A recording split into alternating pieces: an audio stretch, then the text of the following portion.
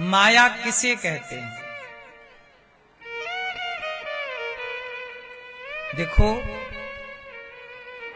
जैसे आप रास्ते से जा रहे थे, गर्मियों का समय था, सड़क में ऐसा लगा कि पानी भरा है। कई बार सड़क में ऐसे नहीं लगता, दूर से रेगिस्तान में ये भ्रांति होती है, ऐसे लगता पानी भरा है। जब आप जाके देखते हैं तो वहां पानी था नहीं, पर पानी दिख रहा था। है नहीं, पर दिखाई दे रहा है। यही है माया। और सुनो, रस्सी में सांप दिख जाना। रस्सी में क्या दिखता है? अरे सांप, देखा ध्यान से तो ये तो सांप नहीं था, ये तो रस्सी ही थी। यही है माया। है नहीं, सांप था नहीं, पर सांप दिख रहा था। यही माया है। अब और गहराई से सुनो, सच बताओ, बेटा बेटी आपका है? बेटा आपका है? मैया, बेटे की आंख आपने लगाई, कान आपने लगाए, पांव आप जोड़ने गए थे, एक भी बाल लगाया हो, रोमा लगाया हो बेटे या बेटी में, तो आप बताओ, उत्तर दो। ए भैया, मोबाइल पे माया सर्च कर रहे हो? फिर ये परिभाषाएं ना गूगल के पास है, ना चैट जीटीपी होता है कुछ, जीपीटी, उसके पास भी नहीं है ये व्याख्याएं। सुनो,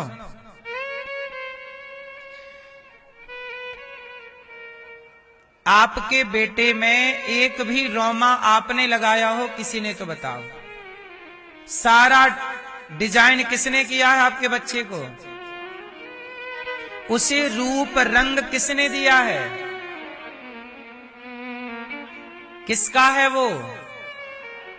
लेकिन आप क्या कहते हो? मेरा है।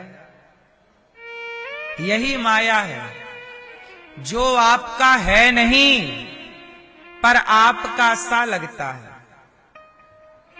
जो आपका है नहीं, आपका है, तो कितने बच्चे चले जाते हैं, आपका था तो रोक लेते। आपका कुछ भी तो नहीं है ना मेरी मां, तो बताओ ये माया है? आपका है नहीं, पर आपका सा लगता है कि मेरा बेटा है, मेरी बेटी है, पर आपका है नहीं।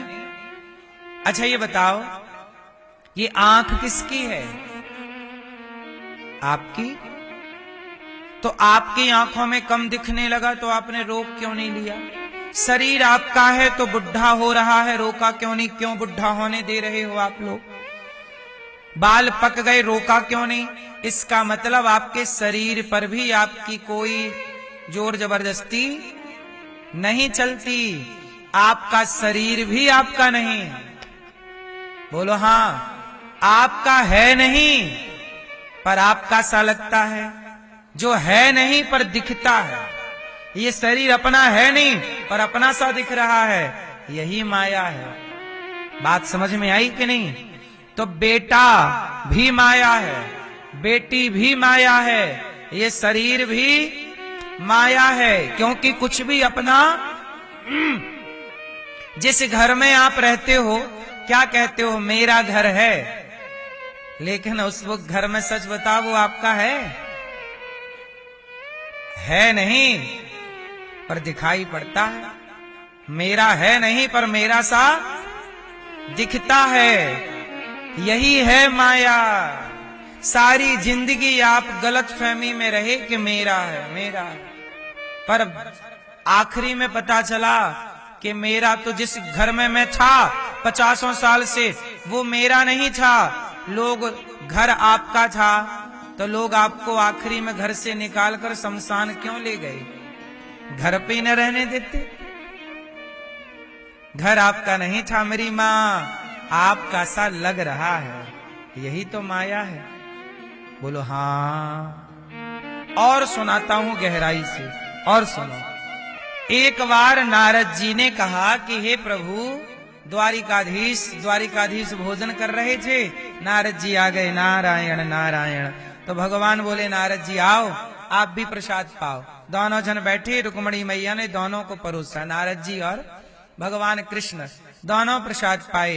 दोनों प्रसाद पाए तो नारद जी बोले भगवान से, हे प्रभु, मैंने सुना है आपकी माया बड़ी प्रबल है, एक बार माया का दर्शन कराओ, क्या होती है ये माया, मैं भी आपकी माया देखना चाहता हूँ। भगवान बोले, पहले खा लो फिर बताएंगे। दोनों खाए और खा के भगवान समुद्र के किनारे किनारे चलने लग गए, टहलने लगे। नारद जी बोले, प्रभु अब बताओ ना माया कहाँ है, क्या है। भगवान बोले, चलो आगे बताएंगे। चलते चलते घंटे भर बीत गए, भगवान काफी दूर निकल गए। वहां एक जंगल था, जंगल में एक पेड़ की छांव में भगवान बैठे और भगवान बोले, नारद जी बड़ी प्यास लगी है, आप पानी ले आओ, मैं पानी पीऊं, फिर इसी पेड़ के नीचे मैं आपको अपनी माया दिखाऊंगा और दर्शन कराऊंगा। आपको माया देखना? हाँ दिखाता हूं, पानी जरा एक गिलास लेके आओ। अब नारद जी पानी की तलाश करने निकले जंगल में, तो देखा तो दूर एक गांव नजर आया। अब देखना माया कैसी है और क्या है। नारद जी को भगवान माया का दर्शन करा रहे हैं, ध्यान से सुनिएगा। नारद जी गए, एक गांव था, उस गांव में नारद जी पानी की तलाश में पहुंचे। प्यास लगी ना भगवान को, पानी की तलाश में पहुंचे तो वहां पर कुआं था, उस कुएं में कुछ महिलाएं पानी भर रही थी। नारद जी बोले, देवी पानी मिलेगा? तो जिस महिला, जो स्त्री पानी भर रही थी, कुएं से बाल्टी से निकाल रही थी, उसने नारद जी की ओर पलट कर देखा। तो नारद जी ने जब उस स्त्री को देखा तो वो स्त्री बहुत सुंदर थी। नारद जी उस स्त्री पे मोहित हो गए और नारद जी उस स्त्री से बोले कि पानी मिलेगा। उसने बाल्टी से पानी दिया, नारद जी ने इस तरह से पानी अंजलि में लेकर के पिया। अब नारद जी पानी तो पी रहे हैं, पर टुकुर टुकुर उस स्त्री को देख रहे हैं और वो भी नारद जी को देख रही है। दोनों में दो आंखों से चार हो गई और चार आंखें हुई तो प्यार हो गया। नारद जी बोले, देवी आप कौन हैं? बोली कि मैं यहाँ के राजा की राजकुमारी बेटी हूँ, तो तुम मेरे से ब्याह करोगी? हाँ हाँ कर लेंगे, हमारे पिताजी बोलेंगे तो करेंगे। अब नारद जी गए अपने होने वाले ससुर जी के पास। देखो नारद जी हैं ये, नारद जी अपने ब्याह की बात ले आए थे पानी लेने और ब्याह की बात करने चले गए। ससुर जी बैठे, कहा महाराज ये आपकी लड़की बड़ी सुंदर है और मुझे बड़ी पसंद आई, आप कहो तो मैं आपकी बेटी से ब्याह कर लूं। तो वो राजा खड़े हुए चरणों में गिर पड़े, कहा नारद जी आपको कौन नहीं जानता, आप तो भगवान के अवतार हैं, साक्षात देवताओं के ऋषि हैं, देवर्षि हैं। मेरी बेटी का परम सौभाग्य कि आप जैसे धर्मात्मा व्यक्ति से मेरी बेटी का ब्याह होगा। लो भैया, नारद जी ने कर लिया ब्याह। वहां आग वाग जलाई, मतलब मंडप गाड़ा, पूरा विधि विधान से चाय माई हो गई। अब हो गया ब्याह। अब ब्याह हुआ, कुछ दिनों के बाद क्या हुआ कि लड़की के जो पिता थे, मतलब नारद जी के ससुर, उनकी हो गई मृत्यु और उन राजा के एक ही बेटी थी, कोई बेटा था नहीं। तो अब लड़की का पति मतलब नारद जी बने वहां के राजा। अब नारद जी क्या बन गए? राजा। नारद जी राजा बन गए। कुछ टाइम बाद नारद जी के एक बेटी हुई, एक बेटा हुआ और फिर एक बेटी हो गई। तो दो बेटी एक बेटा, लगभग 3-4 बच्चे और हो गए, और भी फिर बच्चे हुए। तो आप नारद जी गृहस्थ में मस्त सुख ले रहे हैं, राजा बन गए राजा। अब तो नारद जी आए थे पानी लेने और बच्चे पैदा कर लिए। एक दिन क्या हुआ कि पड़ोसी राजा ने आक्रमण कर दिया। नारद जी को युद्ध का कोई अभ्यास था नहीं, ये तो भजन करने वाले साधु, लड़ना जाने ना। पड़ोसी राजा ने इन्हें खदेड़ दिया और खदेड़ दिया, इनके राज्य पर कर लिया कब्जा। अब नारद जी भागे, पत्नी को लेकर भागे और बच्चों को लेकर भागे। और पत्नी और बच्चों को लेकर जब भागे तो इन्हें राजा ने खदेड़ा, और खदेड़ा तो भाग रहे, जंगल जंगल जंगल जंगल भागे। अब पत्नी चिल्लाई, स्वामी अब नहीं चला जा रहा, थोड़ा विश्राम कर लो। नारद जी बोले नहीं देवी भागो वरना मर जाएंगे, वो राजा खतरनाक है। देखो जरा, पानी लेने आए थे और पत्नी का हाथ पकड़ के भाग रहे हैं। अब इनके छोटे छोटे बच्चे चिल्ला रहे हैं भूख लगी है, भूख लगी है। भागते भागते घंटों हो गए, थक गए, भूख लगी है, बच्चे चिल्लाए। नारद जी बोले हे भगवान, भूख लगी है बच्चों को क्या दे दूं? तभी दिखाई पड़ा कि नदी के उस पार एक गांव है। बोले उस गांव में यदि हम पहुंच जाएंगे तो हमें कुछ खाने को मिल जाएगा। अब वहां पर नारद जी नदी पार कैसे करें? तो उन्होंने लकड़ी वहीं पड़ी थी, तो लकड़ी की एक टेम्परेरी नाव बनाई और नाव में जैसे तैसे पत्नी को बिठाया और बच्चों को बिठाया और नाव चलाए, ऐसे चल रही है। अब देखना जरा, जैसे ही नाव बीच नदी में पहुंची तो नाव बिखर गई, क्योंकि बहुत सारी लकड़ियों को जोड़ के बनाया, कोई गांठ वाठ खुल गई, सब लकड़ी अलग हो गई। और भगवान की ऐसी माया कि नारद जी डूबने लग गए, पत्नी डूबने लग गई, उनकी छोटी बेटी और छोटा बेटा और बड़ी बेटी सब डूबने लगे।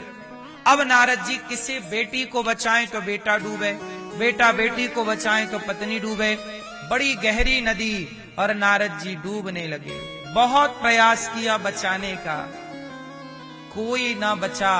नारद जी जैसे तैसे किनारे लगे और किनारे लगकर अपनी पत्नी को डूबते हुए देख रहे, अपनी बेटी और अपने बेटे को डूबते हुए देख रहे। और नारद जी रो रहे, हे भगवान तू कितना निर्दयी है, क्या बिगाड़ा था मेरे बच्चे ने, तूने मार डाला। जब नारद जी जोर जोर से रोने लगे तब भगवान कृष्ण आए और भगवान कृष्ण बोले नारद जी पानी मिला? नारद जी बोले प्रभु पानी? अरे आप मेरे लिए पानी लेने गए थे, मैं 1 घंटे से आपका इंतजार कर रहा हूं। नारद जी बोले अभी 1 ही घंटा हुआ तो क्या हुआ? नारद जी बोले प्रभु 1 घंटे में तो मेरा ब्याह यहां सब हो गया, वो पत्नी डूब गई, देखो आप बचा लो जरा, जाओ आप बचा के लाओ। भगवान बोले नारद जी आप तो बाल ब्रह्मचारी हो, आपकी पत्नी कब हो गई? बोले प्रभु वो डूब गई पानी में। भगवान बोले पानी में पत्नी नहीं डूबी, यही मेरी माया है। तो माया देखना चाहते थे, यही मेरी माया।